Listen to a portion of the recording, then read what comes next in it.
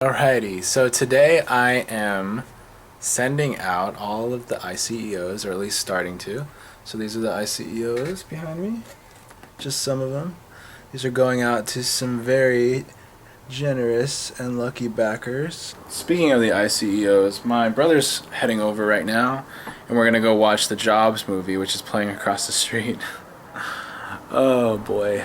Yeah, I'm going to come back and interview you in 5 years and find out you're in some other business and you're not in the entertainment business. You found some other well to go fishing. You know, I tend to stay where I start until somebody kicks me out.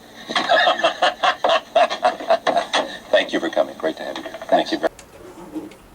I think that it's gonna be like those Bruce Lee movies that we would watch. They're like those, not the real Bruce Lee, but like Bruce Lie. Oh, like where it's like the Bruce Lee story, you know, and then you go see it. it. Almost feels like it's unauthorized. Yeah. Walter Isaacson's book is gonna be like a big budget Sony movie. Did you know that? I knew that Sony had bought the rights to. It was like after Steve Jobs had died, Sony had bought the rights right away to his life, and I don't remember. I forgot all about it when the Ashton Kutcher movie came about. They don't have any details or anything, but okay. I think Christian Bale would be a cool Steve Jobs, because like he's still, you know, he's like in his 40s, so he could play a good older Jobs, you know, with makeup. Yeah. And he has the same kind of pointy nose, and he has the same smile, he has the same teeth. I posted a reading list. I saw that. That was a good list. I saw that reading list with video. Yeah, it was good. I put it on Facebook. Triumph of the Nerds is a highly recommended, that one. That one's really in depth. Yeah. It's old now. It's only goes to like 95. It's really old, but it's still, for the early years, it's the impeccable, because that's everyone. I can't think of one person that's not in that movie. Going to the movies. You ready, Daniel? Yeah. You're not going to change your mind? About what? Steve Jobs? Yeah. Nothing else to see, is there? There's a lot of other stuff to see. Well, there is a lot of, but not stuff that I don't care to see. I don't like that poster. You probably. This is weird.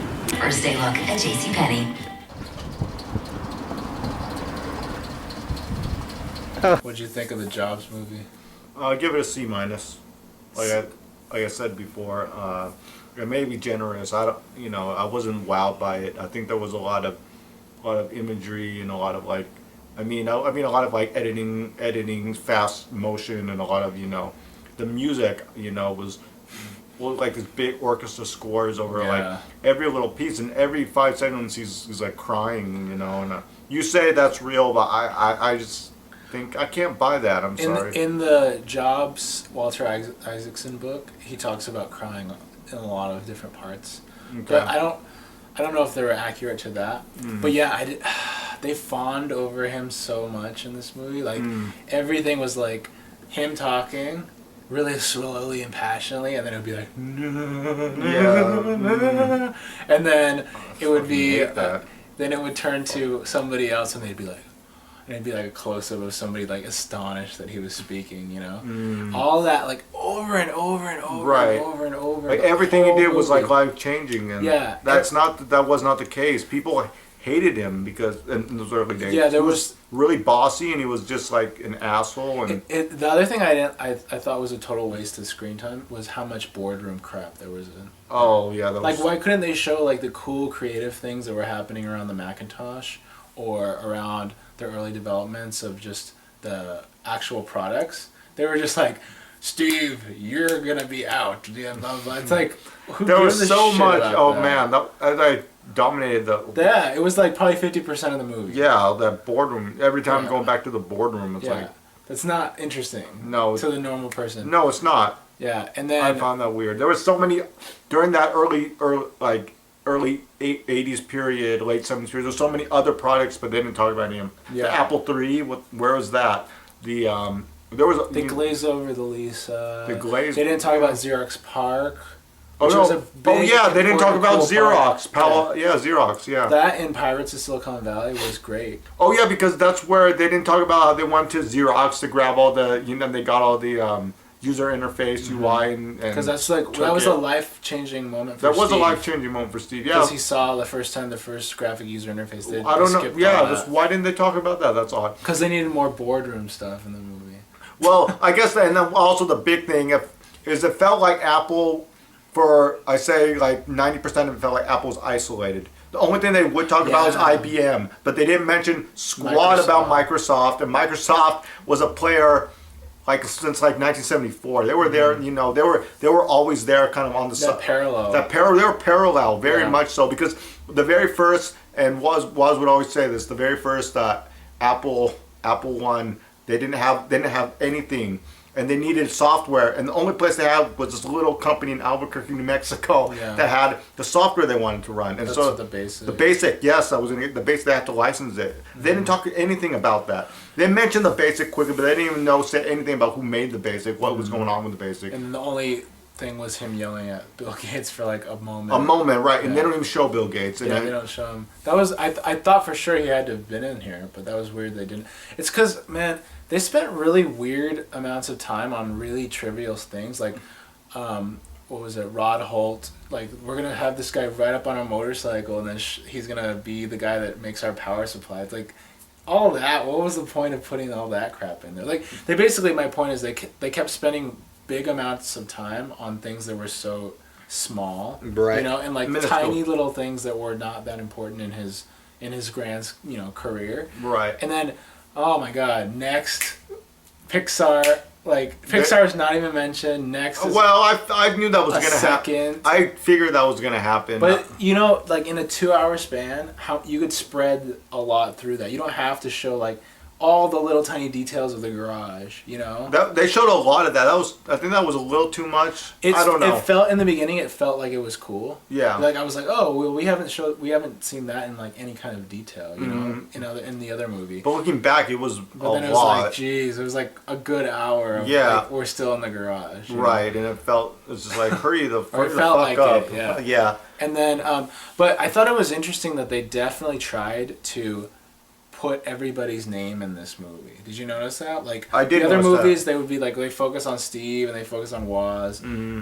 This one was like, if there was ever anybody involved with this, make sure you say their first and last name, and you say it at least 3 times. I like that. Every time. Like, that's cool from like a nerd point of view, but I don't know if it needs to be in the story. It doesn't tell story well, you know? It's just like, hey, make sure you say Bill Atkinson here. I like seeing say it again. I like seeing everyone represented though, for the most part. I guess like you're like, I don't know. In the other movie, they don't name names, and sometimes they change names. Yeah. But I don't know if it really drives the story. It's like, who cares if that's that guy in the back you mentioned one time, you got his name right. That means they cast somebody to specifically look like Burl to use him for 3 lines. Yeah. You know, like stuff like that. It's like, I don't know.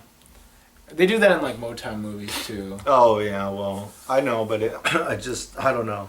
But yeah, it was interesting that it went up to where it went. Like, that part was confusing. Why it started with the introduction of Apple, but ended up with him recording a speech of the Think Different campaign. Yes. Yeah, I don't know. I guess overall, I would say like it wasn't as bad as what people say. Like it was alright, and it was like it was a nice thing to see some of these scenes again in a different, played in a different way. Mm-hmm. I didn't think Ashton Kutcher was very good. And he pulled me out of it a lot. He didn't feel like he was Steve at any point in that movie. No, except not for me. maybe like the very end when he was dressing like more modern day Steve. Okay. There was little parts where I was like, okay, he kind of looks like him. But for me, the majority of it was just like, this is just Ashton Kutcher. Like, and I mean, I've heard that argument a lot, but it feels like you're trying to get invested, and you're just like, it's just still Ashton Kutcher. Yeah, you're trying to get invested with this character Steve, and it's like you want it to melt away, and it's not. Yeah, like that's what's so great about casting an unknown. Yeah. Or somebody that like Ray, like Jamie Foxx, right? Like you don't think Jamie Foxx while you're watching. Yeah, that, you don't. Rare circumstances, rare though for that, but yeah. So yeah, I mean, and the walk. Talk about the walk. Yeah, there's like a jump walk. Yeah, it was really all like he was like crippled or something, like always hunched over. Yeah, that didn't look as bad as people made it sound, but it's annoying. But yeah, I mean, I can see how you could have a problem with it. I never noticed he has a skipping walk in real life. I watch literally every keynote. He does not have he's doom. No. I think just to qualify ourselves, like you and I used to download keynotes, scour the internet for keynotes. I've seen almost every keynote. Every keynote, Yeah. pretty much every interview, even though there's new ones we're uncovering nowadays. Yeah. And if we find them, we like tweet them immediately at each other. Sure, yeah. We've read many of the different books unauthorized. And then almost every video or documentary or movie. every video documentary. Pretty much. I have a Next computer in the closet. Oh yeah, yeah. I'm definitely somebody that wanted this to be a good movie and wanted it to be accurate, but I didn't expect a lot because I wasn't going and expecting much either. Yeah, me neither. So it would be nice to have a good movie one of these days. Authorized, fully authorized. And maybe Sony can do that. Yeah, maybe the Sony one is going to be that. But you know, it wasn't like a total turd. You know, it had some good moments in there that I thought were like, oh, if that was, you know, that actually happened. But then, you know, they did deliberate times where they were like direct quoting things. Yes. You know, like Steve Jobs said this. Let's make they sure. They didn't do a whole lot of that. They direct quoted it. They did. You know? Not a ton. And not just the hearsay ones, like the ones you'll find online, like on YouTube, and like they directly quoted. Sure, it. sure. Which to me feels like a fan directed that movie, you know, which that's the big argument, is like a fan that wanted to put that in a movie. So yeah, I don't know, there was like I said, there was definitely some interesting parts, but there was a lot of made up shit. There was a lot, like how many times did I turn to you and I was like, that's bullshit. There was a lot of stuff, like Mike staying there all the way until pretty much the very end. I don't think that's true. That's not true. But just a lot of things where I looked over at you and I was like, that didn't happen. Like him at the West Coast Computer Fair when he stands up and he's like, we're gonna like reinvent the personal computer, and everybody's like, ah. I'm like, none of that happened. There was a lot of parts where there was like thunderous applause and that stuff like didn't happen. Yeah, like thunderous applause and people like almost crying. Almost like, right. That kind of crap. The Homebrew Computer Club. Homebrew Computer Club didn't go down like that. No, it didn't go down like that at all. It was more factual in Pirates of Silicon Valley, the way he stood up and Yeah, I think it's good to just, if you really, really do like him and you really like Apple a lot, you should familiarize yourself with the other things that are mainly in written form. Or there's so much now, like I said, we used to scour the internet, right? Well, there's a lot now. And now it's on YouTube. Yeah, now it's all on YouTube, right? pretty much. Like, you used to go to this site, like, what was that site? Like a Swedish website? Yeah. And you used to find, like, all the different ones, and we downloaded all the ads and everything like that. Everything. Yeah, all of the behind, like, old stuff. What is that stuff? The product pitch commercial type things? Oh, yeah, I was telling you about the introduction for the different products. Yeah, we used to download like, they those. glazed over the 20th anniversary Mac, but that's a pivotal point. I thought the guy that did Johnny Ive was pretty good. Oh, no, he was very good. Yeah, he was very good. He talked like him. He was pretty good. So anyway, I think I'm with you. I think we're kind of meh about it. I'm a C- still. Yeah. It's not horrible, but I definitely, it's middle of the road for me. Yeah. It's definitely not something I would buy. No, I don't want to own it. I don't want to own it. No. I don't even know if I'd watch it again, to tell you the truth. Yeah, I agree with you there too. I don't know if it felt extremely long to me. Yeah, I mean, it did. Some parts were extremely long, like the garage, but then some stuff were really rushed, like after he got kicked out of Apple. Yeah. And then some of that dragged when they were trying to kick him out. When they were trying to kick him out, it dragged for a long time. Yeah. And then, of course, when Gil Emilio, they kicked him out, right? In the early 1990 or 91 when he left, they kicked him out. I think there was just too much. They didn't put any of that in there. Let's sum it up. We'll wrap it up. Yeah. I think there was way too much making it like everything super epic, Epic, yes. I'm surprised they didn't give us like a 5-minute montage of a mouse, like something, because they kept doing that kind of like pans around hardware and all this kind of shit, Well, they didn't talk about the mouse. They didn't. No. They could have. But they spent time talking about stupid stuff. On the board, all that board shit. So like, I didn't like that. I thought that just felt hammy. You're like, okay, geez, like, unless you're a fanboy that really doesn't have any basis of his research, you're not gonna think that's cool, Right. So like, that was just like over the top. Oh yeah, the first time when he hooked up, when Woz was showing him the computer and he hooked it up and it was like He's like stunned. Yeah, and you see his like in his eyeballs. Yeah. They did that twice in this movie. They did it another time for like the graphical user interface. Oh, that's which right. didn't make any sense because if he was developing it along the way, why would he all of a sudden sit down at it and be like, "This is insanely great"? Right. Know? And they have to throw in those catchphrases and all Oh. this. There's one more thing and all this kind of stuff. Yeah. I don't know. It just felt really hammy, you know, like a I don't know. But anyway, I think. Well, sum it up, I guess, like you were going to say, the Hollywood Reporter did come out this week and say it was Ashton Kutcher's worst performing movie, and it's technically a flop. Yeah. It is a flop. So. Well, it's playing in probably smaller theaters. It is because it's playing. Yeah, this one. This across the theater was street. pretty small, so yeah. Yeah. And then last thing I'm gonna say is I hope for another movie that the Sony movie. The property is out. It's already licensed. Yes. I hope that they. First of all, don't take so long with the origin because I think that a lot of people know about the Garage. Sure. And then I want them to please talk about Next and Pixar because those are such pivotal parts of his career. Yeah, because You know, how long was that? 10+ years. It's about 10 years, almost maybe like 8, but like that's a huge part of his career. Right. If it wasn't for that, he wouldn't be. He wouldn't be back. He wouldn't have had a Apple. resurgence. No, nothing. Yeah, no. nothing. And then talk about the 2000s more than you do about the Garage because You're right.